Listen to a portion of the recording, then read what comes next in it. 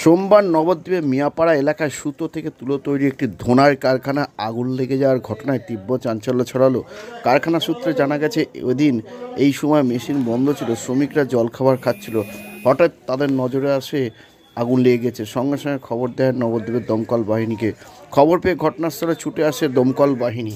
একটি ইঞ্জিনের চেষ্টায় আগুন নিয়ন্ত্রণে আসে। জানা গেছে প্রাথমিকভাবে যে শর্ট সার্কিটের কারণে এই আগুন ধরেছে, তবে ক্ষতির পরিমাণ জানা গেছে লক্ষাধিক টাকা। সময় মতো দমকল বাহিনী না এলে আগুন ভয়াবহ রূপ নিত বলেই স্থানীয়রা জানিয়েছেন। এই ঘটনাকে কেন্দ্র করে সাময়িকভাবে এলাকায় চাঞ্চল্য ছড়িয়ে পড়ে। আর এ নিয়ে আজকাল আগামী বিশেষ প্রতিবেদন।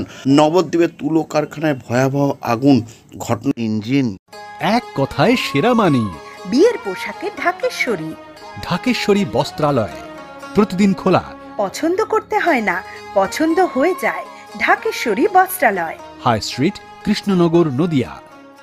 এটা বসেছিলাম, চলছিল না। আর ওখান থেকে তখন ফায়ার ব্রিগেড থেকে তো মানে থেকে তো মানে ট্রান্সফরমার থেকে তো মানে হয়েছে।